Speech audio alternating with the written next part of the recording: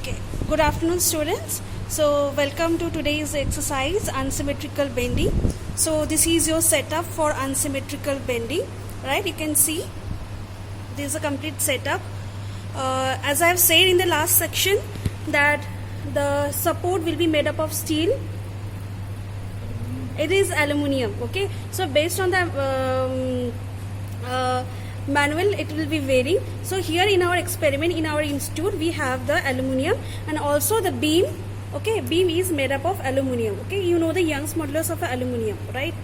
So what are the requirements? As I've said, we need two hanger, right?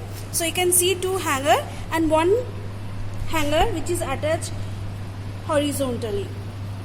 Okay, you can see here completely, right? Now apart from that we need another couple of dial gauges. So this is all about dial gauges. Okay, so more about the dial gauges I will explain you in the later part of the section. So first you see what is dial gauge. Okay, so here we have some magnetic system in the dial gauge. Okay, you can see magnetic off and on. Okay, so both the side we have kept the dial gauges, one in the horizontal and one in the vertical. You can see one we have kept in the vertical, right? You can see that plunger. Okay, one is kept vertical, one is kept horizontal, right? So this is how you have to make the setup of this experiment. Okay, now no loads are given anywhere. So this is a hook, you can see, and this is also empty. Now what we are going to do is the first step. Okay, now we'll come to first step. So this is a thin Z section, this is an unsymmetrical section. Now what you are going to do is in this hook, okay, in this vertical hook we are going to keep the load constant, that is of 1 kg each. Okay, so Indrajit sir is applying the load of 1 kg each on both the side. So after applying 1 kg load, you can see there is a change in deflection. Okay, there is some deflection. Before you have to note down the dial gauges, and after putting 1 kg that dial gauges is shifting. Here both in the horizontal dial gauge we will note as U, as in I will show you in the tabular column, and the vertical one will be the V. Okay, and V will be your vertical load, that is this 2 kg 1 kg each, and horizontal load here you see we don't have any load here. Okay, so at this point first step you have to note down this dial gauge reading. Okay, this will be your first. Second, what you're going to do is you have to keep this thing constant and you have to add 200 gram. Okay, you have to add 200 gram on the horizontal. So now we are adding the load on the horizontal. Clear? Now after loading that, again what you have to do, again you have to see the dial gauge reading. Now how to take the dial gauge reading, that I will explain you separately. Okay, so see there will be a deflection, compare with that. So this is the U and this is a V. V means vertical, U means horizontal. Clear?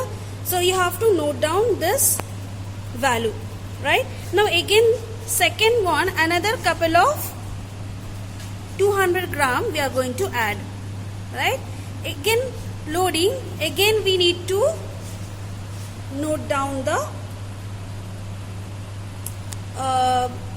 dial gauge readings, right? Both here and here, right? And this process will be repeating until now how much load we have? We are having just 400. This we will reach until the maximum it can go till your 1.2 kg. Okay, so depends on you, we will go till only 1 kg, right? Maximum we can go 1.2 kg, but here we will go another of 1 kg. So again you will add another 200 gram. So each consecutive 200 grams you are going to note down the values. So please student, if you can see, you can note down, it is quite clear. You can see there is 2 pointer in the dial gauge. Okay, one is a main one and the second one is a smaller one. Okay, The second one represents the number of turns in the dial gauge. Okay, and the bigger one, how you're going to find is what is in the smaller one. Now you can see here is 3, almost going closer to 3.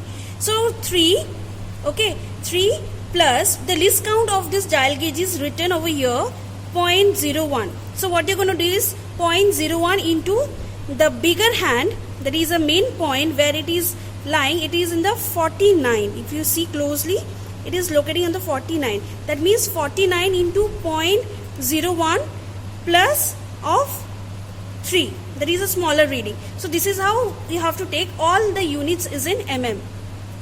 Okay. So similarly you have to follow here. You can see the reading quite clearly, right? So you have to take the reading. Okay. So again we will move to the next step. Yes. Yeah. So now we are in how much kg? 800 gram. Okay, 0.8. So again what you have to do is, again you have to go back to the dial gauge. You can see the deflections, right? What is a point, right? Now we will move to the next here. Okay, so have you noted? Please note down the values. Right. Now we will move to the next one. Yeah. Now we are in 1 kg, right? 1 kg is acting on the vertical side. So now we will see the values. What is the reading? Okay. Now you see in this, when it is loaded with 1 kg, the value is in 4.45. Now it's still it is increasing gradually. The deflection is taking place. Okay, so keep some 5 minutes time, 2 minutes time, and you can see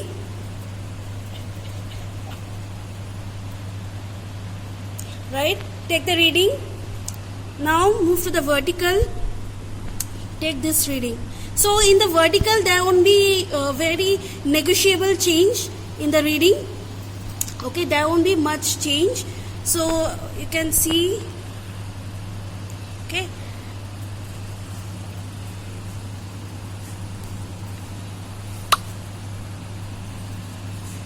Right. So this is what you have to do in this experiment, and more how to make the tabular column and calculations will be telling in the next.